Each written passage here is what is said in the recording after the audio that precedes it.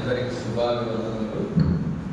దేవుడు కూడా మధ్యాహ్న సమయంలో మీ మధ్యలో నేను కూడా ఒకరిగా నిలవబడి సజీవమైన దేవుడి వాక్యం మీతో పంచుకోవడానికి దేవుడు ఇచ్చిన కృపను బట్టి దేవునికి మొదటిగా నేను కృతజ్ఞతనైనాను. కాబట్టి ఈ దినం కూడా మనం కూడా దేవుని రక్త మాంసంతో చేయవలసిన మనం కూడా యోగ్యమైన రీతిలో వాక్య వెలుగులో మన హృదయంలో పరిశీలన చేసుకున్న వారిని పరిశుద్ధులుగా, నిందులుగా, నిందారహితులుగా, నిష్కపట్యమైన హృదయంతో దేవుని బలలో యోగ్యమైన రీతిలో చేయవేయాలనేది దేవుని ఆశయం.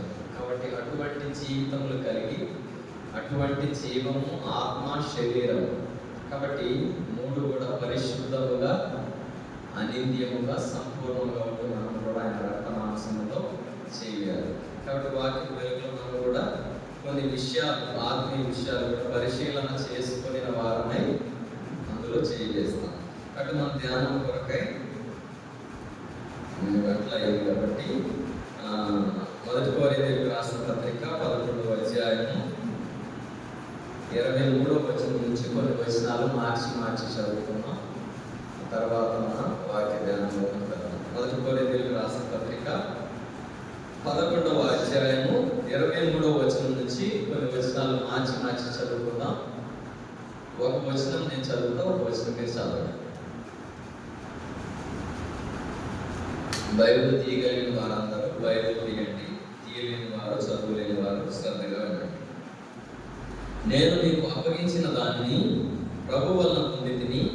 ప్రభు అయిన యేసు తాను అప్పగింపబడిన రాత్రి ఒక రొట్టెను ఎత్తుకొని కృతజ్ఞతాస్తుతులు చెల్లించి, నీ కొరకైన నా శరీరము నన్ను జ్ఞాపకం చేసుకున్నట్టుగా దీన్ని చేయడని చెప్పాను. ఆ ప్రకారమే భోజనమైన పిమ్మట ఆయన పాత్రను ఎత్తుకొని, ఈ పాత్ర నా రక్తం వల్ల ఆయన కొత్త నిబంధన, మీరు దీనిలోనే త్రాగున్నప్పుడల్లా నన్ను జ్ఞాపకం చేసుకున్నట్టుగా దీన్ని చేయడని చెప్పాను.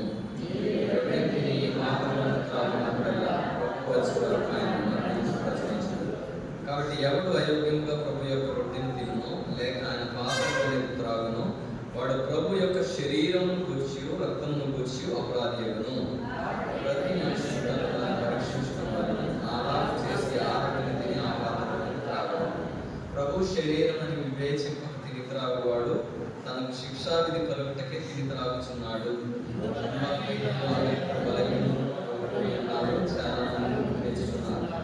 అయితే మనలను మనమే విమర్శించుకొని నేడలు తీర్పు పొందక పోదు. అందరం కలిసి 32వ వచనం. మనం తీర్పు పొందిన లోకంతో పాటు మనం శిక్షావిధి కలుగుకున్నట్టు ప్రభు చేత శిక్షింపబడుచున్నాము. దేవుని సహాయం కొరకు ప్రార్థన చేస్తాం. మిగిలిగా ప్రేమించిన మా ప్రియ తండ్రి, తిరిగి మరి ఒకసారి ఆలోచన చేరి వస్తున్నాం. ఇంతవరకు కూడా మమ్మల్ని కూడా నడిపించిన విధానం బట్టి నీకు ఎన్నో వందనాలు. ఆరాధన వర్తమానంలో, ఆరాధనలో ఆయన ప్రభావ మీరు కూడా మా స్థుతుల సింహాసనం పైన ఆశీర్వేయాలని వచ్చినాం. ఇప్పుడు కూడా మేము కూడా రక్త మాంసంలో చేసి మేము కూడా మా యొక్క జీవితంలో, మా యొక్క జీవము, శరీరము, ప్రాణాత్మ, దేహము ఈ ఎదుట ఆయన ప్రభావంగా రైతులుగా, పరిశుద్ధంగా, నిష్కపటమైన హృదయంతో మేము కూడా యోగ్యమైన రీతిలో చేయగలుగుతారు. ఈ వాక్య లేఖన భాగం నుండి మాతో కూడా మాట్లాడుతున్నామని ప్రార్థన చేస్తున్నాం. నిలబడి నేను కూడా ఎక్కడను అపాత్రని కలిగిన వాడను, నిష్ప్రయోజకుడను, నోటి మాధ్యమం వాడను వచ్చిన నాలోని తలంపులను, నాలోని ఊహలను, నాలోని మాటలను, నాలోని ప్రతి సమస్తము కూడా మీరే లైన్ చేసి మీ ఆత్మ నాయం నుంచి ఆయన ప్రభావ మార్పు 11 ప్రకారం మాట్లాడువాడు పరిశుద్ధాత్మే అన్న విధముగా ఆయన ప్రభావ మీరే నా యొక్క నిలిచి ఉండి మాట్లాడే ప్రతి మాట కూడా ఆయన ప్రభావ సంధించే విధముగా, సరిచేసే విధముగా, పురికొల్పే విధముగా ఆయన ప్రభావ ఏదైనా ఏదైనా హృదయాలలో ఉంటే దాన్ని కూడా మీరే తీసివేసి వారిని కూడా నీ యొక్క సంపూర్ణతలోనికి, నీ పరిపూర్ణతలోనికి, నీ హృదయానుసారులుగా చేసి వారు కూడా యోగ్యులుగా, స్థిరులుగా ఆయన ప్రభావాన్ని గంట మాంసంలో చేయగలుగుతూ సహాయం దయచేయమని కోరుకుంటూ ఘనత, మహిమ, ప్రభావం నీకే చెల్లిస్తూ మా ప్రభుత్వం రక్షకుడైన యేసుక్రీస్తు వారి అతి శ్రేష్టమైన నామమున మిక్కిలి వినయంతో ప్రార్థించి అడిగి వేడుకొనుచున్నాం తండ్రి. ఆమేన్.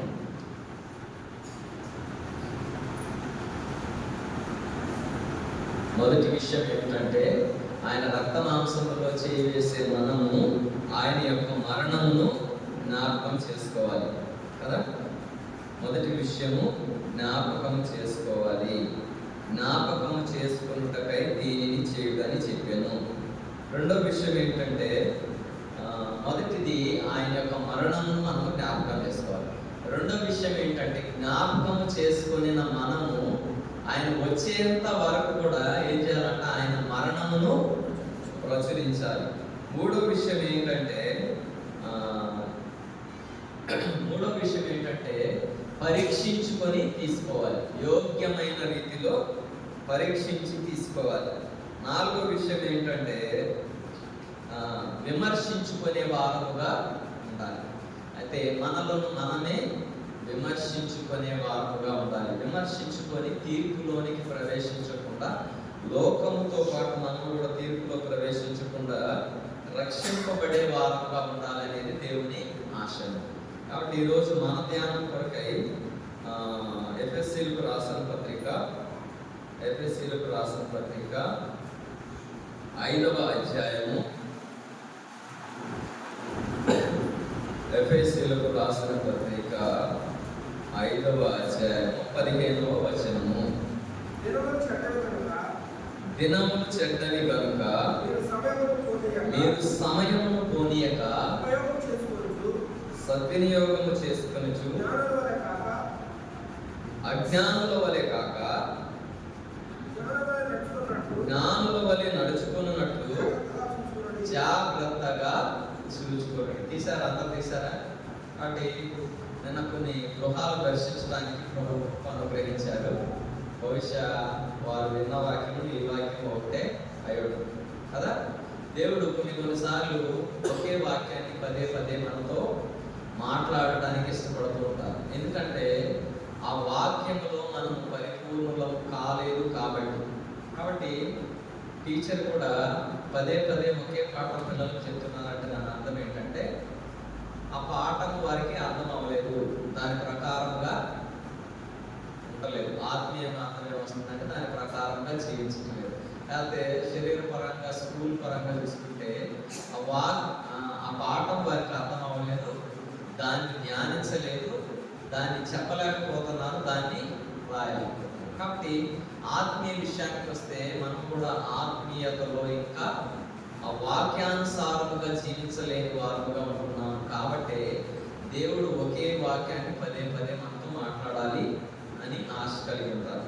కాబట్టి దేవుడి వాక్యం ఏం సెలవిస్తుందంటే దినములు చెడ్డవి కనుక మీరు సమయమును పోనీయక సద్వినియోగము చేసుకొనుచు అజ్ఞానుల వలె కాక జ్ఞానుల వలె నడుచుకున్నట్లు జాగ్రత్తగా చూసుకోండి. కిందకి చదవండి అక్కడ. ఇందు నిమిత్తము మీరు అవివేకులు కాక ప్రభు యొక్క చిత్తమేమిటో గ్రహించుకునుడి, మరియు మద్యముతో మత్తులై ఉండకుడి, దానిలో దుర్వ్యాపారం కలదు, అయితే ఆత్మపూర్ణులై ఉండి ఒకరినొకడు కీర్తనలతోనూ సంగీతములతోనూ ఆత్మ సంబంధమైన పాటలతోనూ హెచ్చరించుచు మీ హృదయములలో ప్రభువును గురించి పాడుచు కీర్తించుడి. అంతేనా? కీర్తించుచు, పాడుచు, కీర్తించుచు. దానికి ఫుల్ స్టాప్ పెట్టాలి. కీర్తించుడి అంటే కీర్తించి ఆపేయడానికి, కీర్తించుచు అంటే కంటిన్యూస్ టెన్స్, కీర్తిస్తూనే ఉండాలి, పాడుతూనే ఉండాలి. కాబట్టి ఏదైనా ఒక వచనం బైబిల్లో చెప్పబడింది, వ్రాయబడింది అంటే దానికి చాలా అర్థం ఉంటుంది. కాబట్టి ఇక్కడ సమయం ఎక్కువగా లేదు కాబట్టి నేను క్లుప్తంగా చెప్పాలనుకుంటున్నాను ఈ మెసేజ్. ఇక్కడ చేయవలసిన సంగతులు 3 ఉన్నాయి, చేయకూడని సంగతులు 3 ఉన్నాయి. ఏంటంట? చేయాల్సినవి, పాటించాల్సినవి 3 ఉన్నాయి ఈ వచనాలలో. చెయ్యకూడనివి, ఉండకూడవలసిన పాఠాలు 3 ఉన్నాయి. ఏంటి అంటే మొదటిగా ఏ విధముగా మనము ఉండకూడదు అంటే 16వ వచనంలో ఉంది. ఏంటంట? అజ్ఞానుల వలె కాక. 2వ కాక.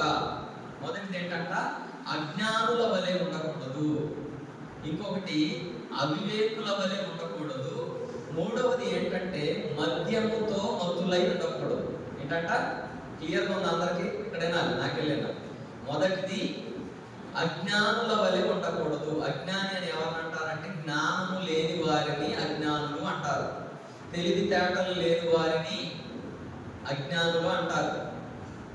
ఇంకోటి అవివేకులు. జ్ఞానానికి వివేకానికి డిఫరెన్స్ ఉంది, అది నేను మీకు చెప్తాను క్లుప్తంగా. మూడవది ఏంటంటే మద్యముతో మత్తులై ఉండకూడదు. ఈ మూడు ఉండకూడదు మన జీవితాల్లో. మొదటిది అజ్ఞానుల వలె ఉండకూడదు, అవివేకుల వలె ఉండకూడదు. మూడవది మద్యముతో మత్తులమై ఉండకూడదు. అర్థమైంది కదా? ఏ విధముగా మనం ఉండాలంటే మొదటిది జ్ఞానుల వలె ఉండాలి. మొదటిది ఏ విధముగా ఉండాలి? జ్ఞానుల వలె ఉండాలి. రెండవది ఏంటంటే 17వ వచనంలో ఉంది, జ్ఞానుల వలె నడుచు కొనున్నట్లు అవివేకులు కాక ప్రభు యొక్క చిత్తమేమిటో గ్రహించుకోవాలి. జ్ఞానుల వలె ఉండాలి, ప్రభు యొక్క చిత్తమేమిటో గ్రహించుకోవాలి. రెండవది. మూడవదిగా ఆత్మపూర్ణులై ఉండాలి. అర్థమవుతుంది కదా? అటొక 3 ఉన్నాయి, ఇటొక 3 ఉన్నాయి. అజ్ఞానుల వలె ఉండకూడదు, జ్ఞానుల వలె ఉండాలి. అవివేకుల వలె ఉండకూడదు, ప్రభు యొక్క చిత్తం ఏమిటో గ్రహించాలి. మద్యముతో మత్తులై ఉండకూడదు, ఆత్మపూర్ణులై ఉండాలి. కాబట్టి ఏది చేయకూడదు దాని గురించి నేను ఎక్కువ చెప్పను, కానీ ఏది చెయ్యాలో దానిని ఏ విధముగా మనము సంపాదించుకోవాలనే విషయాల గురించి 3 విషయాల గురించి నేను చెప్తాను. ఎందుకు దినములు చెడ్డవిగా ఉన్నవి? Why the days are evil. ఇంగ్లీష్లో ఏ విధంగా ఉందంటే ఈవిల్ అని చెప్పబడింది. కాబట్టి ఎందుకు దినములు చెడ్డవిగా ఉన్నవంటే రెండవ తిమోతి అపోస్తలుడైన పౌలు తిమోతికి రాసిన 2వ పత్రిక 3వ అధ్యాయము మొదటి నుంచి కొన్ని వచనాలు ఎవరైనా చదివి నాకు సహాయం చేయండి. అంత్య దినములలో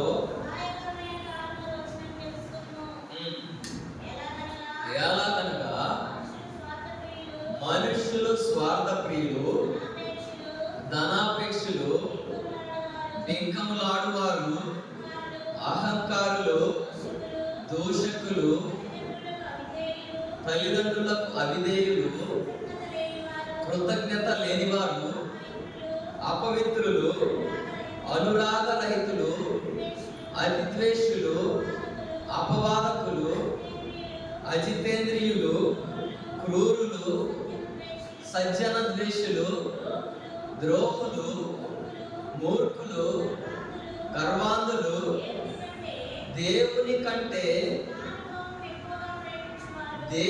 కంటే సుఖానుభావమును ఎక్కువగా. నేను ఈ అన్నిటి గురించి ఎక్కువ చెప్పను, కానీ లాస్ట్ ఉన్న దాని గురించి చెప్పాలనుకున్నాను. ఏంటంట, ఎందుకు మనం చెడ్డ దినాలలో ఉన్నామంటే మనుషుల యొక్క స్వభావం ఏ విధముగా మార్చబడిందంటే ఎలాగనగా మనుషులు స్వార్థ ప్రియులు. అవునా కాదా? ఇదివరకు రోజులతో పోలిస్తే, ఇదివరకు ఉన్న ప్రేమాభిమానాలతో పోలిస్తే మనుషుల యొక్క ప్రేమాభిమానాలు ఏమైపోయినాయి అంట? అంతరించిపోయారు కదా? ఇంటిలో ఉన్నవారు ఇంటిలోని వారిని సహించలేని వారు, ప్రేమించలేని వారు, స్వార్థంతో నిండుకొనిన వారు. ఎలాగైనా మనుషులు స్వార్థ ప్రియులు, ధనాపేక్షులు, బింకములాడువారు, అహంకారులు, దూషకులు, తల్లిదండ్రులకు అవిధేయులు, కృతజ్ఞత లేనివారు, అపవిత్రులు, అనురాగరహితులు, అతిద్వేషులు, అపవాదకులు, అజితేంద్రియులు, క్రూరులు, సజ్జన ద్వేషులు, ద్రోహులు, మూర్ఖులు, గర్వాంధులు, దేవుని కంటే సుఖానుభావము ఎక్కువగా ప్రేమించేవారు. ఇక్కడ ఆగాలనుకున్నా. ఏంటంట? దేవుని కంటే అంటే ఏంటి దీని అర్థము? దేవుని కంటే సుఖానుభావం ఎక్కువగా ప్రేమించేవారు. అవసరమైతే దేవునినైనా పక్కన పెడతారు, కానీ వారికి కావాల్సింది ఏంటంట? సుఖము కావాలి, నెమ్మది కావాలి, శాంతి కావాలి, సమాధానం కావాలి. ఇంకా చెప్పాలంటే ఇష్టమైన భోజన నిమిత్తము దేవునిని కూడా పక్కన పెడతారు. దేవునికి ఇవ్వవలసిన సమయమును కూడా పక్కన పెడతారు. దేవుని కంటే చెప్పాలి నాకు అందియాలి, దేవుని కంటే సుఖానుభావము ఎక్కువగా ప్రేమించువారు. కాబట్టి ఎందుకు దినాలు చెడ్డవంటే మనుషుల యొక్క స్వభావము, మనుషుల యొక్క నైజము, మనుషుల యొక్క జీవితము ఈ విధముగా మార్చబడింది. అందుకనే ఆదికాండము 6వ అధ్యాయము, ఆదికాండము why the days are evil, దినములు ఎందుకు చెడ్డవి అంటే ఇక్కడ చూసుకున్నట్లయితే 6:12 చదవండి. దేవుడు భూలోకమును చూచినప్పుడు అది చెడిపోయి ఉండెను, భూమి మీద సమస్త శరీరులు తమ మార్గములను చెరిపివేసుకొని ఉండిరి. దేవుడు నోవహుతో సమస్త శరీరుల మూలముగా భూమి బలత్కారముతో నిండి ఉన్నది కనుక నా సన్నిధిని వారి అంతము వచ్చి ఉన్నది, ఇదిగో వారిని భూమితో కూడా నాశనము చేయుదును. ఎందుకు దినాలు చెడ్డవి అంటే సమస్త శరీరుల మూలముగా భూమి బలత్కారంతో నిండి ఉన్నది కనుక నా సన్నిధిని అంతము వచ్చినది.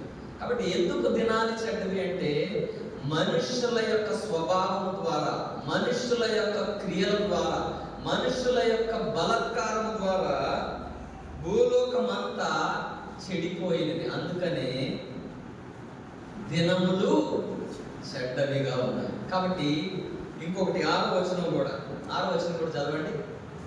6:6 తాను భూమి మీద నరులను చేసినందుకు యెహోవా సంతాపము నుండి తన హృదయములో వచ్చుకొనెను. ఏంటంట? తాను భూమి మీద మొదటి అధ్యాయంలో చూసుకున్నట్లయితే సమస్తమును చక్కదిగా మంచిదిగా చేశాను, అది మంచిది అని చేశాడు. మనుషుని కూడా చేసినప్పుడు దేవుడు మంచివారిగానే చేశాడు. కానీ మనుషుడు రాను తన యొక్క జీవితం ద్వారా, తన స్వభావం ద్వారా, తన యొక్క నడువడి ద్వారా ఈ భూమిని బలత్కారంతో నింపేశాడు. దేవుని కంటే సుఖానుభవమును ఎక్కువగా ప్రేమించేవాడుగా అయ్యాడు. కాబట్టి అవసరమైన దేవుడినైనా పక్కన పెట్టి సుఖమునే ఎక్కువగా ప్రేమించేవాడు.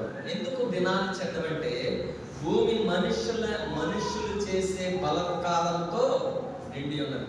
కాబట్టి ఇటువంటి బలత్కారంతో నిండిన దినాలలో, మనుషుల యొక్క అభిప్రాయములు మారిపోయిన దినములలో, అతి మూర్ఖ స్వభావంతో పెరిగిన ఈ సమయంలో, ఈ చెడ్డ సమయంలో మనం కూడా ఏ విధముగా ఉండాలంట? దినములు చెడ్డవి గనుక సమయమును పోనీయక, సమయం పోనీయకూడదు. రెండోది ఏం చేసుకోవాలి? సద్వినియోగము చేసుకొనొచ్చు. సమయాన్ని పోగొట్టకుండా ఉండాలంటే దాన్ని ఏం చేయాలంటే సద్వినియోగం చేయాలి. అంటే వ్యర్థమైన దాని మీద మనసు ఉంచుకోకూడదు. అని వ్యర్థమైన దాని మీద ఉంచకుండా అలా ఉంటే సరిపోయిందా? సమయం పోనీయక అన్న దగ్గర ఆగాను. అంటే వ్యర్థమైన దాని మీద మన మనసు లేదు, అలా ఉన్నాం అంతే. దాని అర్థం ఏంటంటే సమయం పోనీయక. వాక్యం ఏం చెప్తుందంటే సద్వినియోగము చేసుకొనొచ్చు. సమయాన్ని వ్యర్థమైన దాని మీద లైఫ్ చేయకుండా దేని మీద చేయాలంట? పరిశుద్ధమైన కార్యముల మీద మనము కేంద్రీకృతమై ఉండాలి. సమయమును పోనీయక సద్వినియోగం చేసుకొనొచ్చు. అజ్ఞానుల వలె కాక జ్ఞానుల వలె నడుచుకొనున్నట్లు చూసుకోవాలి. కాబట్టి ఆయన రక్తమాంసంలో చెయ్యి ఇందాక మంచి వచనం గుర్తొచ్చింది.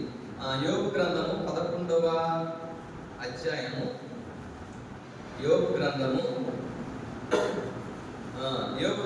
11వ అధ్యాయం 14వ వచనం చదవండి.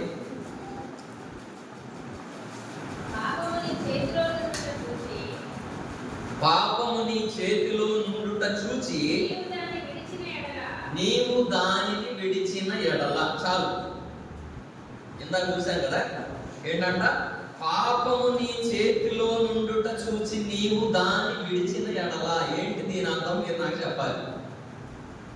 ఏంటి ఆ చేతిలో పాపం ఏంటి? చెప్తారా ఎవరన్నా? ఏంటి చేతిలో పాపం ఏంటి? Cell phone. కరెక్ట్ చెప్పు, 100 పాయింట్స్. కాబట్టి పాపం ఎక్కడ ఉందంటే ఇప్పుడు హృదయంలో కాదంట, చేతిలోనే ఉంది. అసలు ఒకరితో ఒకరికి సంబంధమే లేదు. నలుగురు ఉంటే 4 సెల్ ఫోన్లు, 4 రీఛార్జ్లు, 4 డేటా ప్లాన్, ఒకరికొకరికి సంబంధమే లేదు.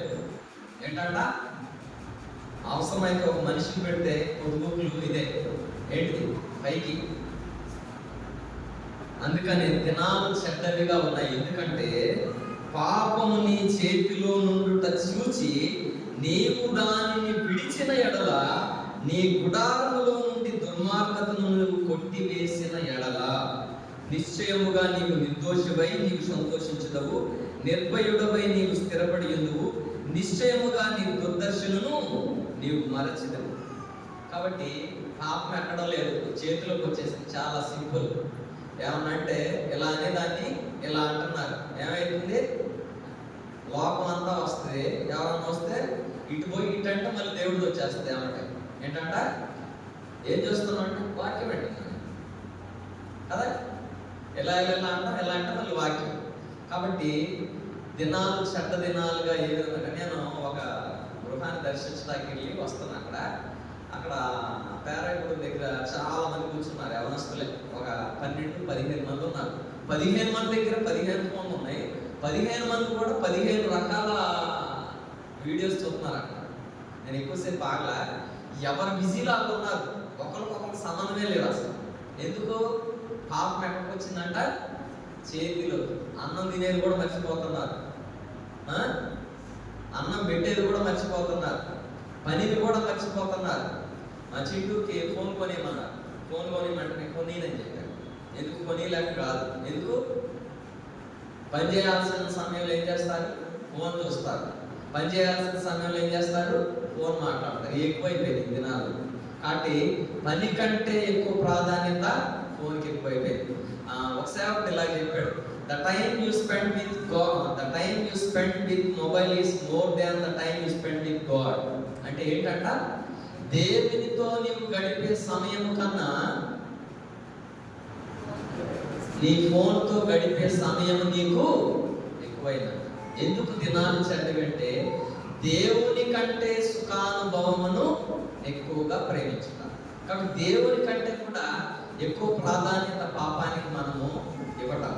కాబట్టి చెడ్డ దినాలలో మనం ఉన్నాము, అపాయకరమైన దినాలలో మనం ఉన్నాము, దుర్దినములలో మనము ఉన్నాము. కాబట్టి అందుకనే మనం కూడా అజ్ఞానుల వలె కాక జ్ఞానుల వలె నడుచుకునే వారుగా మనము ఉండాలి.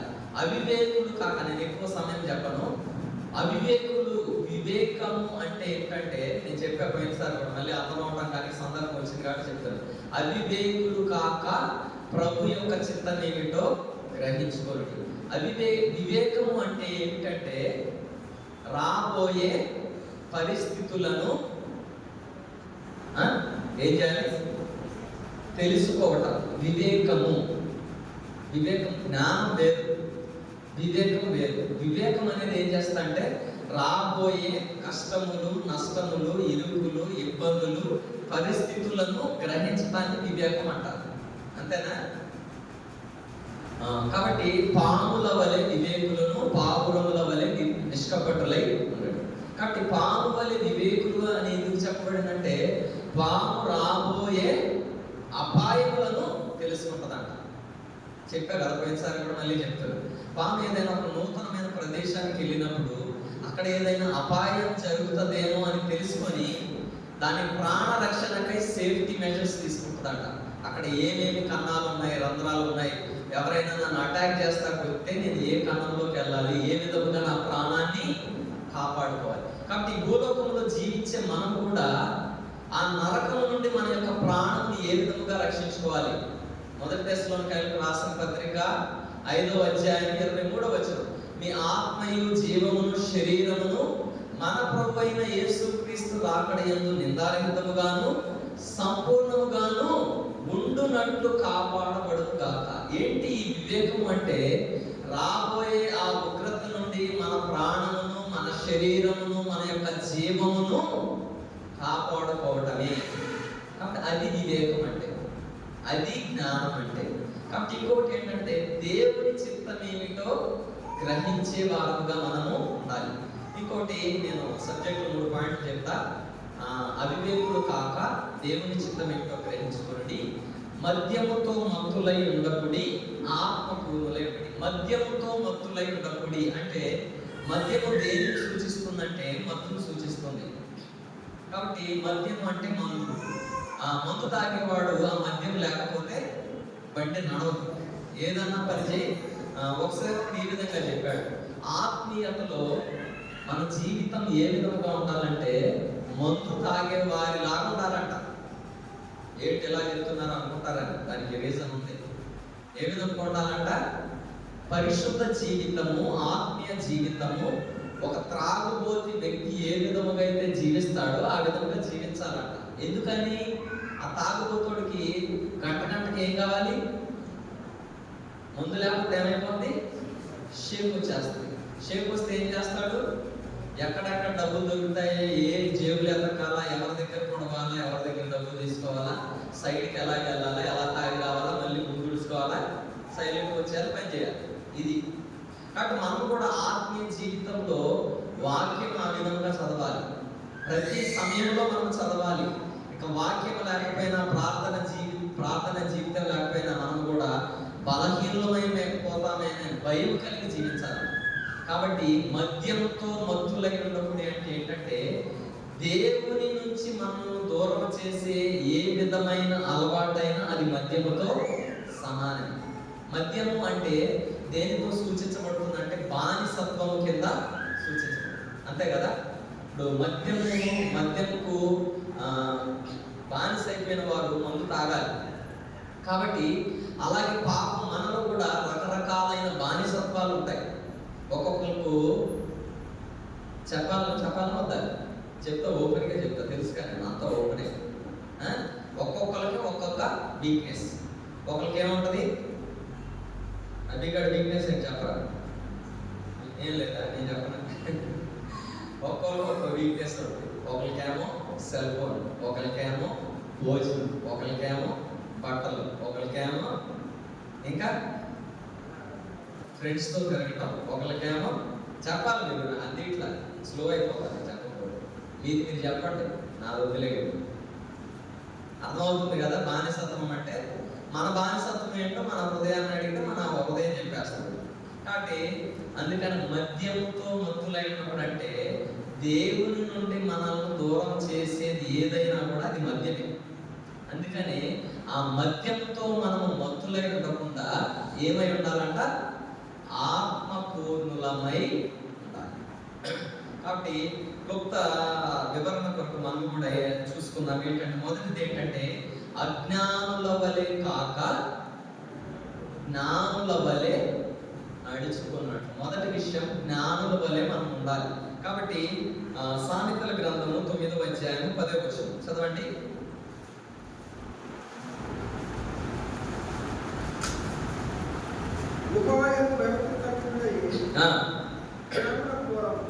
చాలు, జ్ఞానుల వలె నడుచుకున్నట్లు. కాబట్టి మనము కూడా జ్ఞానము కలిగిన వారముగా ఉన్నామా లేకపోతే అజ్ఞానుల వలె ఉన్నామా అనే దానికి మొదటి పరీక్ష ఏమిటంటే, యెహోవా యందు భయభక్తులు కలిగి ఉండుటయే చెప్పాలి. ఇప్పుడు మీకు ప్రశ్న, నాకు ప్రశ్న ఏంటంటే, మనము దేవుని యందు భయభక్తులు కలిగి ఉన్నామా? First test in order to take part in the table of God. మొదటి పరీక్ష, దేవుని శరీరంలో చెయ్యి వేయక పూర్వము దేవుడు మనకు అనుగ్రహించే మొదటి పరీక్ష ఏమిటంటే, ఇక్కడ చేరి కూడి వచ్చిన మనము, దేవుని ఆరాధించే మనము, ఆయన రక్త మాంసంలో చెయ్యి వేసే మనము దేవుని యందు భయభక్తులు కలిగి ఉన్నామా? ఇది మొదటి ప్రశ్న. కాబట్టి యెహోవా యందు భయభక్తులు కలిగి ఉండుటయే జ్ఞానమునకు మూలం. కాబట్టి మనము దేవుని యందు భయభక్తులు కలిగి ఉంటే మనము జ్ఞానం కలిగిన వారము. దేవుని యందు భయభక్తులు లేకపోతే చెప్పాలి, జ్ఞానం లేని వారము, అజ్ఞానుల వలె నడుచుకుంటున్నామని అర్థం. కాబట్టి భయభక్తులు కలిగిన వారు చేసే పనులు ఏంటి? ఇప్పుడు చెప్పాలి, భయభక్తులు కలిగిన వారు చేసే పనులు ఏంటి? మీకు ఇలా చెప్పలే కానీ నాకు అర్థమైంది. కానీ అపోస్తల కార్యములు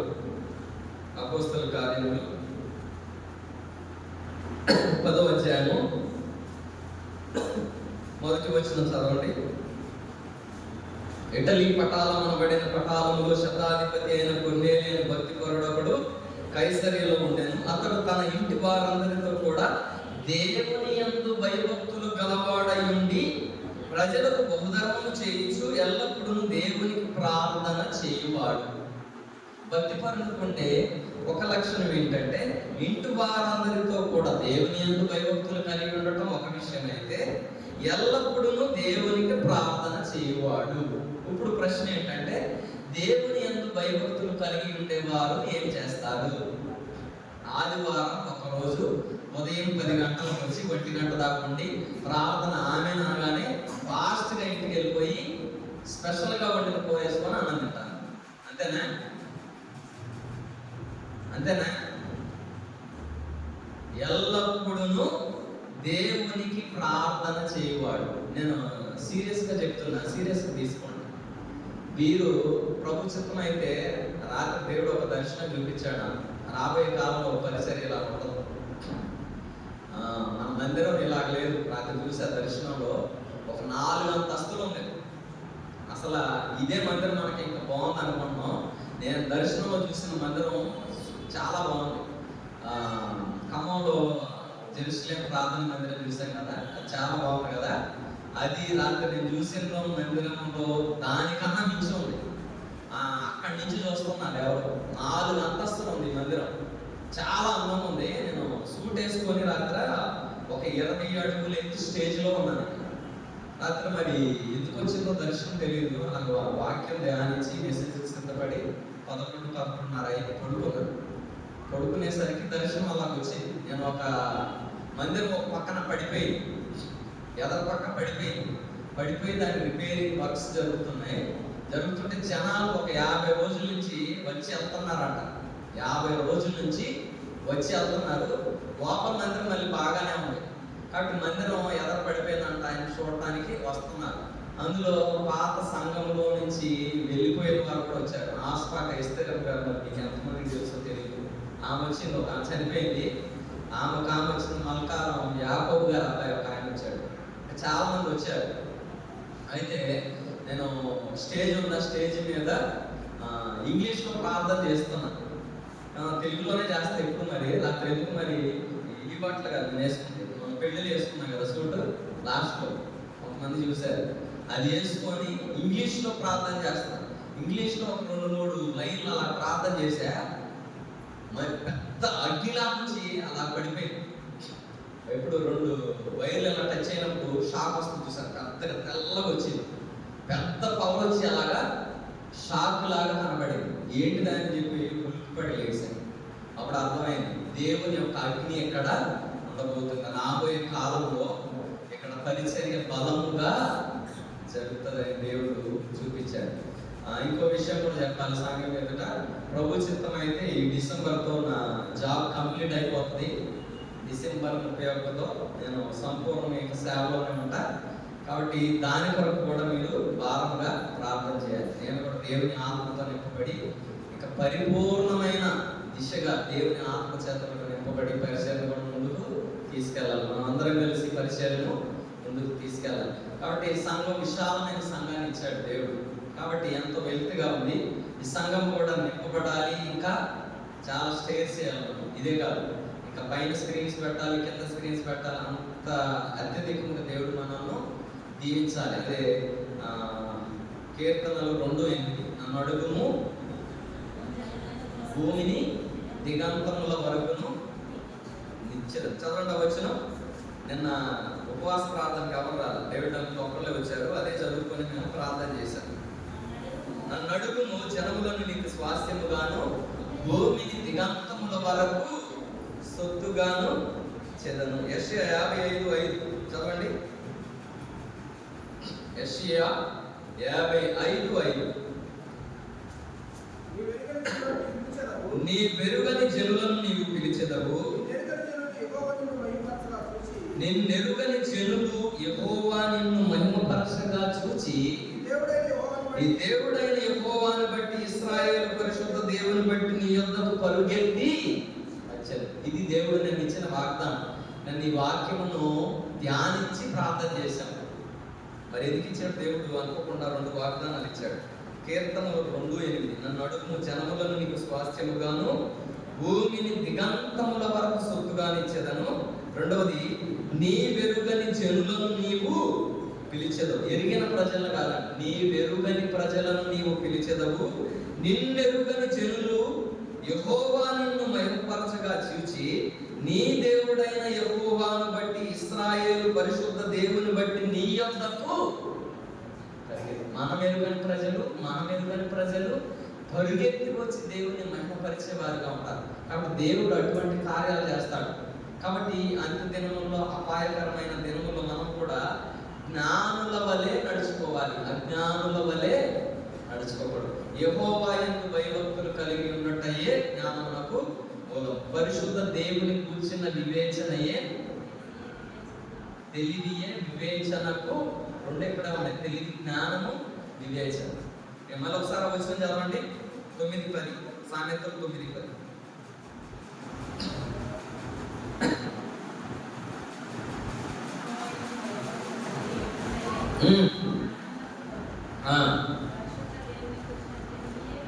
పరిశుద్ధ దేవుని కూర్చిన తెలివియే వివేచనకు ఆధారము. కాబట్టి దేవుని యందు భయభక్తులు కలిగిన వారముగా మనం ఉన్నామా? కొన్నేళ్ళు ఏ విధంగా అయితే తన ఇంటి వారందరితో కూడా దేవుని యందు భయభక్తులు కలిగి ఎల్లప్పుడూ ప్రార్థన చేసేవాడు. ఇంకో విషయం ఏమిటంటే, నేను చెప్పాల్సిన విషయం ఏంటంటే, స్త్రీలకే చెబుతున్నాను. దినాన్న సంఘము స్థిరపరచబడటలా, సంఘము విస్తరించేటలా దానికి కారణం ఎవరంటే పురుషులు కాదు. It's very clear. ఎవరు చెప్పండి? ఇటు చూడట్లా, నేను ఇటే చూస్తాను. చెప్పాలి. స్త్రీలేనా? ఒప్పుకుంటారు? ఎంతమంది ఒప్పుకుంటారు? మీరు ఒప్పుకోరా? సంఘం కట్టబడాలన్నా, కుటుంబం కట్టబడాలన్నా మీరు వారని, మేము కట్టలే వీళ్ళు. అందుకని జ్ఞానవంతురాలు తన ఇల్లు కట్టబడితే సంఘం కట్టబడుతుంది. ఇల్లే కట్టబడకపోతే సంఘం ఎంత కట్టబడుతుంది?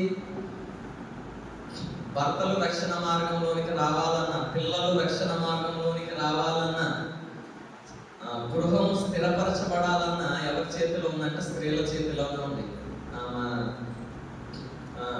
కాబట్టి జ్ఞానవంతులైతే ఇల్లు కడతారు, మూఢులైతే తమ చేతులతో ఇల్లు కూడబెడతారు. కాబట్టి మన భర్తలు దేవుని గృహానికి రాలేకపోతున్నారంటే దానికి ఆన్సర్ ఎవరు చెప్పాలంటే మీరే చెప్పాలి.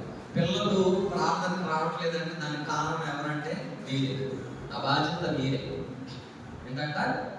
అందుకని 1 కొరింథీయులకు రాసిన పత్రిక 11వ అధ్యాయంలో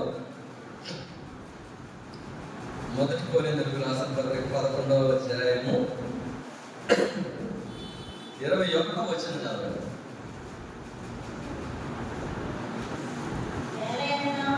ఏలయనగా మీరు ఆ భోజనము చేయనప్పుడు ఒకరికంటే ఒకడు ముందుగా తన మట్టుకు తాను చాలు ఇక్కడ ఆపేయండి. ఏంటంట? ఏలయనగా మీరు ఆ భోజనము చేయనప్పుడు ఒకరికంటే ఒకడు ముందుగా ఏం చేస్తున్నారంట? మన భోజనం మనం తింటే సరిపోదు. ఇంకా ఎవరు తిన్నారా ఎవరు తినలేదా మనకు అనవసరం. అంతే కదా? అంతేనా? ఎంతమంది ఒప్పుకుంటారు దీనికి? ఇంట్లో ఎవరు తిన్నా తినకపోయినా నాకు అనవసరం, నా భోజనం నేను తింటే చాలు. నా కడుపు నేను నింపుకుంటే చాలు. ఈ రోజుల్లో విశ్వాసం యొక్క జీవితం కూడా ఇలాగే ఉంది. ఏంటంట, ఏలయనగా మీరు ఆ భోజనము చేయనప్పుడు ఒకని కంటే ఒకడు ముందుగా తన మట్టుకు తాను భోజనం చేయుచున్నాడు. ఏంటి ఆ భోజనం? శరీర సంబంధమైన భోజనం కాదు, ఆత్మ సంబంధమైన భోజనం. ఎవరిటన్నా పోని, ఎవరు నరకానికన్నా వెళ్ళని, నేను మాత్రం అక్కడికి వెళ్ళాలి, పరలోకం వెళ్ళాలి. నా భర్త నరకానికి వెళ్ళినా పర్వాలేదు, నా పిల్లలు నరకానికి వెళ్ళినా పర్వాలేదు, నేను మాత్రం దేవుని ఆరాధించాలి, దేవుని బలలో చేయవేయాలి, నేను ఒక్కదాన్నే పరలోకానికి వెళ్ళాలి, నేను ఒక్కడనే పరలోకానికి వెళ్ళాలి. అది జ్ఞానం ఉండాలి. కాబట్టి ఇంట్లో ఏదైనా బిర్యానీ ఏదైనా వండితే అసలు అందరూ వచ్చిందా ఊరుకుంటారా? అప్పుడప్పుడు మా ఎస్టర్ బిర్యానీ ఉండదు, నేను షెట్లు ఆడతాయి కదా, ఫోన్ చేస్తా ఉంటాను, నేను గేమ్లో ఉంటాను. ఫోన్ చేసి రా తొందరగా, వేడి ఆరిపోతుంది, వేడికి తినాలంట. ఏంటంటే బిర్యానీ వేడి ఆరిపోతే బిర్యానీ బాగోదంట. కానీ దేవుని మందిరానికి వచ్చే విషయంలో అంత వేడికి పిలుస్తాం మనం. ప్రార్థన టైం అవుతుందరా, రెడీ అవ్వాలి తొందరగా. ఇవాళ మా పిల్లలు రెడీ చేయడానికి 2 గంటలు పట్టింది నాకు. దేనికి? రెస్ట్ చేయించి స్నానం చేయించడానికి 2 గంటలు పెట్టింది నాకు. అయినా కానీ రెడీ అవ్వాలా? 10 నిమిషాలు తక్కువ 10కి కానీ రెడీ అవ్వాలి. అప్పుడు కూడా నేను ఏమని చెప్పానంటే 9:30 కల్లా అందరూ బయటకు తోలేసి తాళం వేసి తాళం దగ్గర పెట్టుకుంటా అని వార్నింగ్ ఇచ్చాను. అప్పుడు కానీ కదిలారు, తాళం వేసుకొని తాళం దగ్గర పెట్టుకుంటాం. కాబట్టి ఆత్మీయ విషయాల్లో అటువంటి జ్ఞానం కలిగి మనం ఉండాలి. కాబట్టి భయభక్తులు, కాబట్టి జ్ఞానం ఉందా లేదనేది ఎక్కడ తెలుస్తుందంటే దేవుని ఎంత భయం ఉండాలి మనకి. యెహోవా మందిరమునకు వెళ్ళుదామని జనులు నాతో చెప్పినప్పుడు నేను, కాబట్టి చాలా మందికి సంతోషం లేదు. దేవుని మందిరం అన్నా, దేవుని మందిరానికి వెళ్ళాలన్నా 10 నిమిషాల ముందు వస్తే మరి ఏమైపోతారు అర్థం కాదు. ఒక 10 నిమిషాల ముందు రాలేదా? 10 నిమిషాల ముందు వెళ్తాం కానీ 10 నిమిషాల ముందు రాలేదు. భయభక్తులు ఎక్కడ తెలుస్తాయి అంటే ఇక్కడే తెలుస్తాయి, క్రియలలో తెలుస్తుంది. క్రియలు లేని విశ్వాసము అవుతాం. కాబట్టి మన భయభక్తులు ఎక్కడ తెలుస్తుంది అంటే దేవుని మీద ఉన్న ఆసక్తి, దేవునికి ఇచ్చే సమయంలో, దేవునితో గడిపే సమయంలో, దేవుని గ్రంథానికి ఇచ్చే ప్రాధాన్యతలు, ప్రార్థనలో గడిపే సమయంలో మన భయభక్తులు తెలుస్తాయి. యెహోవా యందు భయభక్తులే జ్ఞానమునకు మూలము, పరిశుద్ధ దేవుని గురించిన తెలివియే వివేచనకు ఆధారం. కాబట్టి ఎవరి దగ్గర జ్ఞానం ఉంటుంది? 11వ అధ్యాయం 2వ వచనం. ఇదే సామెతల గ్రంథం 11వ అధ్యాయము 2వ వచనం చదవండి. అహంకారం వెంబడి అవమానము వచ్చును, వినయము గలవారి యొద్ద జ్ఞానం ఉన్నది. అహంకారము వెంబడి అవమానము వచ్చును, వినయము గలవారి యొద్ద జ్ఞానం. ఈ జ్ఞానం అందరి దగ్గర ఉండదు. I have this అన్నాం అనుకో, you will become down గా తుస్. I have this అంటే you will become తుస్. అర్థమవుతుందా? మీకు అర్థం అవ్వాలని ఎగ్జాంపుల్ చెప్తాను. నేను నాది అని వచ్చిందంటే నీ దగ్గర జ్ఞానం ఉండదు. నేను రాత్రి ఒక వీడియో చూస్తే, అబ్దుల్ కలాం తెలుసు కదా, చనిపోయాడు అబ్దుల్ కలాం. ఆయన ఒక టీచర్ దగ్గర నేర్చుకున్నాడు, ఒక గురువు దగ్గర. ఆయన నేర్పిన విషయాలు ఏంటంటే ఐ అండ్ మీ, నేను నాది అన్నది చనిపోతే మనం జ్ఞానం గలవారం అవుతాం. అందుకనే పడిపోవుటకు ముందు, నాశనమునకు ముందు గర్వం నడుస్తున్నాం, పడిపోవటకు ముందు అహంకారం. కాబట్టి మనకు గర్వం ఉందా, మనం నాశనంలోనికి వెళ్తున్నాం. మనకు అహంకారం ఉందా, మనం పడిపోతున్నాం. ఈ 2 ఉంటే మన నాశనాన్ని మనమే కొని తెచ్చుకోవడం. అంటే దేవుని జ్ఞానం ఎవరి దగ్గర ఉంటుందంటే, దేవుడు అహంకారులను ఎదిరించి దీనులకు కృప అనుగ్రహిస్తాడు. కాబట్టి అహంకారం కలిగిన వారుగా నేనే భక్తిపరుణ్ణి, నేనే, అందుకని లూకాసు వార్తలో ఎవరు? పరిసయ్యుడు, సుంకరి. పరిసయుడు ఏం చేశాడు? హెచ్చించుకున్నాడు. శుక్ర ఏం చేశాడు? తగ్గించుకున్నాడు. కాబట్టి ఎవరైతే హెచ్చించుకుంటారో వాళ్ళు తగ్గింపబడతారు, ఎవరైతే తగ్గించుకుంటారో వాళ్ళు హెచ్చింపబడతారు. కాబట్టి జ్ఞానం అనేది ఇంగ్లీష్లో ఒక ఇంకో సెంటెన్స్ ఉంది, knowledge shouts and wisdom listens. చెప్పాను చాలాసార్లు. ఏంటి నాలెడ్జ్ ఏం చేస్తుందంట? షౌట్స్, తెలివితేటలు ఉన్నాయి అని చెప్పేది ఏం చేస్తుందంటే అరుస్తుందంట. జ్ఞానం ఏం చేస్తుందంట? ఏమన్నా చెప్తావా చెప్పు, నేను వింటా, నేర్చుకుంటాను నీ దగ్గర నుంచి. అర్థమవుతుందా? జ్ఞానం కలిగిన వారు చేసే పని ఏంటంటే వినటానికి ఎక్కువ ప్రాధాన్యత ఇస్తారు, చెప్పటానికి. కాబట్టి మనం కూడా జ్ఞానం కలిగిన వారముగా అవ్వాలి అంటే మాట్లాడే దానికన్నా ముందు మనము వినాలి. ఇప్పుడు నేనేం చెప్పగలను? మీకు ఏం చెప్పగలను? నాకు తెలిసిందే చెప్తాను, తెలియని ఏమన్నా చెప్పగలనా? చెప్పేటప్పుడు నేను ఏమైనా కొత్తగా నేర్చుకోగలనా? ఇప్పుడు నేను అక్కడ కూర్చున్నా, అంకుల్ మెసేజ్ చెప్పారు, నాకు తెలియని విషయం ఒకటి ఆయన చెప్తారు, అది నేను నేర్చుకుంటాను. జ్ఞానానికి తెలివికి ఎంత తేడా ఉంటుంది. కాబట్టి మనం ఎప్పుడు ఎక్కువ మాట్లాడే దానికన్నా వినటానికి ఎక్కువ ప్రాధాన్యత ఇవ్వాలి. జ్ఞానం ఎవరి దగ్గర ఎక్కువ ఉంటుందంటే ఎవరైతే మాట్లాడే దానికన్నా వినటానికి ప్రాధాన్యత ఇస్తారో వారి దగ్గర జ్ఞానం ఉంటుంది. ఎవరైతే హెచ్చించకుండా తగ్గించుకునేవారుగా ఉంటారో వారి దగ్గర జ్ఞానం ఉంటుంది. కాబట్టి యెహోవా యందు భయభక్తులు కలిగి ఉండుటయే జ్ఞానం. అజ్ఞానుల వలె కాక జ్ఞానుల వలె నడుచుకోవాలి. ఇది మొదటి విషయం. కాబట్టి రెండవది విషయం ఏమిటంటే ప్రభు యొక్క చిత్తం ఏమిటో గ్రహించుకోవాలి. ఏంటి ప్రభు యొక్క చిత్తము? ఏంటి ప్రభు చిత్తము? మత్తయి సువార్త 7వ అధ్యాయం 21వ వచనం చదవండి.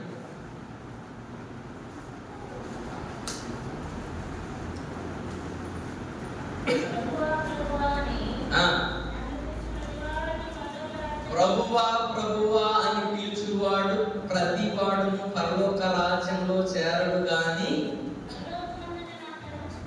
పరలోకమందున్న నా తండ్రి చిత్త ప్రకారము చేయువాడే. కాబట్టి ఏంటి దేవుడి చిత్తము గ్రహించడం అంటే ప్రభువా ప్రభువా అని ప్రార్థన చేసినంత మాత్రాన మనం పరలోకంగా వెళ్తాం. ప్రభువా ప్రభువా అని పిలుచువాడు పరలోక రాజ్యంలో చేరడు గాని ఎవడైతే నా తండ్రి చిత్త ప్రకారము చేస్తాడు వాడు మాత్రమే పరలోకంలో చేస్తాడు. ఏంటి ఆ ప్రభు చిత్తం అంటే మత్తయి సువార్త 6వ అధ్యాయం 10వ వచనం. మత్తయి సువార్త 6:10 మన అందరికి పరిచయం ఉన్న వాక్యమే.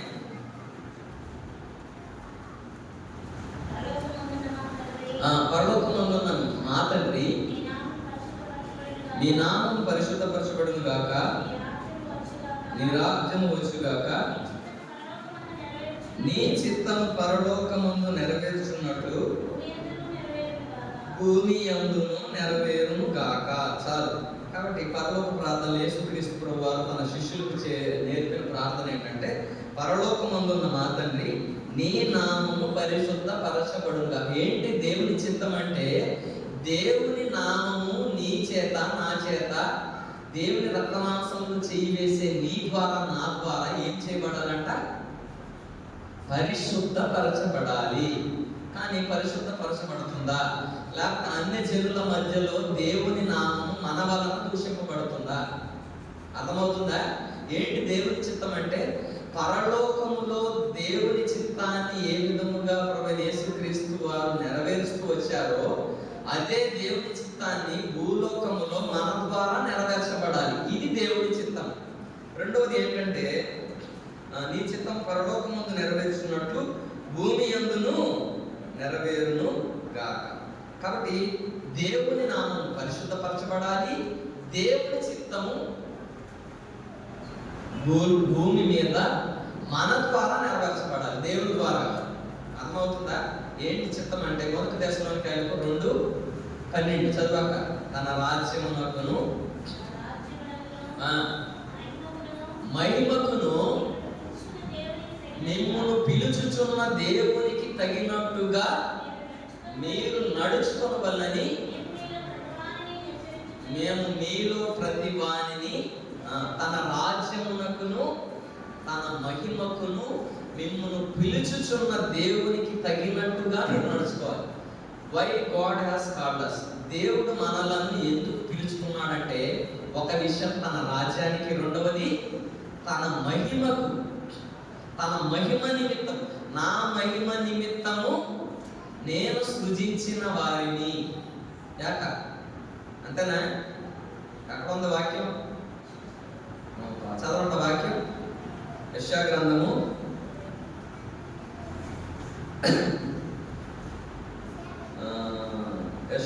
43:7. నా మహిమ నిమిత్తము నేను సృజించిన వారిని, నా నామము పెట్టబడిన వారిని అందరినీ తెప్పించుము. నేనే వారిని కలుగజేసింది, వారిని పుట్టించిన వాడను. నా మహిమ నిమిత్తము నేను సృజించిన వారిని, నా నామము పెట్టబడిన వారిని అందరు. దేవుడు ఎందుకు మనల్ని సృజించాడు, ఎందుకు మనల్ని పిలిపించాడంటే మన మహిమ నిమిత్తం కాదు, మన పిల్లల మహిమ నిమిత్తం కాదు, మన భర్తల కోసం కాదు, మన భార్యల కోసం కాదు. రాత్రి ఒక సాక్ష్యం విన్నా నేను. ఆ అబ్బాయి నాకన్నా చాలా చిన్నవాడే, కిరణ్ కుమార్ ఆయన పేరు. చాలా సన్నగా ఉన్నాడు, వాయిస్ చూసి చాలా గంభీరంగా ఉంది. కాబట్టి ఆయనను ఘనముగా దేవుడు వాడుతున్నాడంట. ఆయనకి హార్ట్ పేషెంట్ అంట. ఆయన ప్రతి దినం కూడా మందులు వేసుకొని దేవుని వాక్యాన్ని బోధిస్తాడంట. ఏంటంట? మందులు వేసుకోవాలి, వేసుకున్న తర్వాత వాక్యాన్ని బోధించాలంట. ఇంకా డాక్టర్స్ ఏం చెప్పారంటే నువ్వు మాట్లాడకూడదు, పాటలు పాడకూడదు, వాక్యం చెప్పకూడదు అని చెప్తే అవన్నీ ఏం పట్టించుకోవట్లేదంట. నాలో ఆఖరి శ్వాస ఉన్నంత వరకు కూడా నేను దేవుని వాక్యాన్ని చెప్తానని తీర్మానం చేసుకొని చెప్తున్నాడు. కాబట్టి ఆ విధంగా మన యొక్క జీవితములు, మన యొక్క ఆత్మ, జీవము, శరీరము కూడా దేవుని మహిమ నిమిత్తమై దేవుడు మనల్ని సృజించాడు. కాబట్టి దేవుని చిత్తం ఏమిటంటే మన ద్వారా ఆయన నామము పరిశుద్ధపరచబడాలి, మన ద్వారా దేవుని చిత్తము నెరవేర్చబడాలి. నీ రాజ్యము వచ్చునుగా. ఏ విధముగా చెప్పండి? ఏ విధముగా నీ నామము వచ్చునుగాక, నీ రాజ్యం వచ్చునుగాక. నామముగా మీరు దీనిలో ఇది త్రాగునప్పుడల్లా ప్రభువు వచ్చు వరకు ఆయన మరణమును ఎంటర్లింక్ ఉంది దానికి. ఇది నీ రాజ్యము వచ్చునుగా. ఏ విధముగా? మరి ఎంతమంది సువార్త ప్రకటిస్తున్నారు? ఎంతమంది దేవుడి మరణాన్ని గురించి చెప్తున్నారు? వస్తుందా దేవుడి రాజ్యం? వచ్చుచున్నవాడు రావట్లేదంట. ఎందుకని? ఇంకా దేవుని వాక్యం అందని ప్రదేశాలు చాలా ఉన్నాయి. దేవుని ఎరుగని ప్రజలు అనేక మంది ఉన్నారు. నా పేరే తెలియని ప్రజలు ఎందరూ ఉన్నారు. నా ప్రేమను వారికి తెలుపను కొందరు ఉన్నారు. ఎవరైనా మీలో ఒకరైనా వెళతారా నా ప్రేమను వారికి చెప్తా. మంచి పాట పాడినా. నా పేరే తెలియని ప్రజలు ఎందరో ఉన్నారు. నా ప్రేమను వారికి తెలుపను కొందరు ఉన్నారు. ఎవరైనా మీలో ఒకరైనా, ఎవరైనా మీలో ఒకరైనా వెళతారా నా ప్రేమను వారికి చెబుతారా, వెళతారా నా ప్రేమను వారికి చెబుతారా. కాబట్టి మనం కూడా దేవుని యొక్క చిత్తమును మనము నెరవేర్చే వారముగా ఉండాలి. ఏంటి ఆ చిత్తం అంటే మన ద్వారా దేవుని నామము పరిశుద్ధపరచబడాలి, మన ద్వారా దేవుని చిత్తము రావాలి. దేవుడు ఎందుకు రావట్లేదంటే ఇదిగో నేను త్వరగా వచ్చుచున్నాను అని వాక్యం చెప్తుంది. కానీ దేవుడు రావట్లేదు. ఎందుకని? దేవుడు వారికి అందాల్సిన ప్రదేశాలు అనేక ప్రదేశాలు ఉన్నాయి, అనేక ఆత్మలు ఉన్నాయి. మన మట్టుకు మనమే జాగ్రత్త లేని వారముగా ఉన్నాం, మన మట్టుకు మనమే మెలకువ లేని వారముగా ఉన్నాం. కాబట్టి మనం కూడా మెలకువ కలిగిన వారముగా దేవుని యొక్క చిత్తమును గ్రహించే వారముగా ఉండాలనేది దేవుని ఆశీర్వాదం. నేను ముగించేస్తాను, సమయం లేదు కాబట్టి. మొదటిది జ్ఞానుల వలె నడుచుకోవాలి, రెండవది దేవుని యొక్క చిత్తం ఏమిటో మనం గ్రహించాలి. మూడవది ఆత్మపూర్ణులమై ఉండాలి. మద్యంతో మత్తులై ఉండకూడి ఆత్మపూర్ణులై. ఏ విధంగా ఆత్మపూర్ణులై ఉండాలంటే లూకాసు వార్త 11వ అధ్యాయం 13వ వచనం. లూకాసు వార్త 11వ అధ్యాయము 13వ వచనం. ఆత్మపూర్ణులై ఉండుడి. చదవండి. పరలోకమందున్న మీ తండ్రి తన్ను అడుగు వారికి పరిశుద్ధాత్మను ఎంతో నిశ్చయముగా అనుగ్రహించారు. కాబట్టి ఆత్మపూర్ణమై ఉండాలి అంటే దేనితో నింపబడాలి? మనం పరిశుద్ధాత్మతో నింపబడాలి. అందుకని రోమీయులకు రాసిన పత్రిక 8వ అధ్యాయం 9వ వచనంలో ఒక మాట చదవండి. దేవుని ఆత్మ మీలో నివసించి ఉన్న ఎడల ఆత్మ స్వభావం కలవారే కానీ శరీర స్వభావం కలవారు కారు. 9వ వచనం చదవనా? ఎవడైనను క్రీస్తు ఆత్మ లేని వాడైతే వాడాయన వాడు. కాబట్టి పరిశుద్ధాత్మ ఉందా మనకి? అన్ని అడుగుతాం మనం. ఎప్పుడైనా పరిశుద్ధాత్మని ఇవ్వయ్యా అని అడిగామా? వాక్యం ఏం చెప్తుందంటే, పరలోకమందున్న నీ తండ్రి తన్ను అడుగు వారికి పరిశుద్ధాత్మను ఎంతో నిశ్చయముగా అనుగ్రహిస్తాడు. కానీ మనం అడగం. ఏమడగం? పరిశుద్ధాత్మను అడగం. ఏమడుగుతాం? ఇదన్నా చెప్పకపోతే ఏమడుగుతాం? పరిశుద్ధాత్మని అలాగ అడగట్లా. వాషింగ్ మిషన్ అడుగుతాం కదా, 6x6 అడుగుతాం. ఇంకా డబల్ కాట్, డీప్ కాట్, రవంతులను అడగాలి. ఎవరెవరు ఏమడుగుతాం? దేవుడిని అడిగేదానికన్నా రవంతులను అడిగి. పిల్లోస్ 6x6, స్ట్రోలర్స్, ఇంకా divan cot. Okay, thanks for support. ఈ అడుగుతాం. ఏమడగం? పరిశుద్ధాత్మను అడగం. ఆత్మ పూర్ణమై ఉండాలి అంటే పరిశుద్ధాత్మను మనము అడగాలి. ఎందుకంటే ఎవడైనను క్రీస్తు ఆత్మ లేని వాడైతే వాడాయన వాడు కాడు. దేవుని ఆత్మ చేత ఎందరూ నడిపింపబడుదురు వారందరూ దేవుని కుమారులై. మనం కూడా దేవుని ఆత్మ చేత నడిపింపబడకపోతే మనము కూడా దేవుని పిల్లలం కాదు, దేవుని కుమారులం కాదు, దేవుని కుమార్తెలు కాదు. కాబట్టి మనం కూడా దేవుడు మనకి సెలవిచ్చే 3 అంతల పరీక్ష ఏంటంటే, అజ్ఞానుల వలె కాదు, జ్ఞానుల వలె నడుచుకోవాలి. యెహోవా యందు భయభక్తులు కలిగి ఉంటయే జ్ఞానమునకు మూలం. పరిశుద్ధ దేవుని గురించిన తెలివియే వివేచనకు ఆధారం. కాబట్టి మనం కూడా భయభక్తులు కలిగిన వారముగా ఉన్నామా? జ్ఞానము కలిగిన వారముగా ఉన్నామా? అజ్ఞానులుగానే మనం జీవిస్తున్నామా? సమయమును పోగొట్టే వారముగా ఉన్నామా? సమయమును సద్వినియోగం చేసుకునే వారముగా ఉన్నామో మొదటిగా పరీక్షించుకోవాలి. రెండవదిగా అవివేకులం కాక దేవుని చిత్తం ఏమిటో గ్రహించే వారముగా ఉన్నామా? ఎంతవరకు ఇహలోక సంబంధమైన వాటి మీద మనసు ఉంచుతున్నాం తప్ప పర సంబంధమైన వాటి మీద మన మనస్సు కానీ ధ్యానము కానీ లేదు కదా. శరీర సంబంధమైన సాధకం కొంచెం మట్టుకే ప్రయోజనకరమవును కానీ దైవభక్తి ఎప్పటి జీవ విషయంలోనూ రాబో జీవ విషయంలోనూ వాగ్దానంతో కూడినదైనందున అన్ని విషయములలో ప్రయోజనకరం. కాబట్టి పుట్టి కానించి చచ్చిపోయే దాని మీద ఉంది ఒక ఫోకస్, చచ్చిపోయిన తర్వాత ఏంటో దాని మీద లేదు ఫోకస్. ఈ 50 సంవత్సరాలు జీవించే దాని వరకు 24 గంటలు 365/7 24/7 24/7 into 6/24/7 into 7 అయింది. నిన్న కుటుంబానికి వెళ్తే ఆయన అంటున్నాడు, నన్ను ఆదివారం కూడా వదలట్లేదు అంటున్నాడు ఆయన. ఆయనకి ఈ వాక్యం చెప్పారు. ఏంటి పని చేస్తున్నాడంట, ఆ రోజు కాదంట, 7వ రోజు కూడా వదలట్లేదంట. అయ్యా నువ్వు చేసే పని నీకు బతుకున్నంతరికే పనికి వస్తుంది, చచ్చిపోయాక ఇదేది పనికి రాదు ఆయన. అందుకని భక్తి కూడా కొంత చేయాలి. ఆ భక్తి ఎక్కడికి పనికి వస్తుంది నీకు, అక్కడ కూడా పనికి వస్తుందంటే సరేనండి అన్నాడు. వస్తానన్నాడు. ఆ కుటుంబం కోసం కూడా ప్రార్థన. కాబట్టి రెండవది ప్రభు యొక్క చిత్తం ఏమిటో మనము గ్రహించాలి.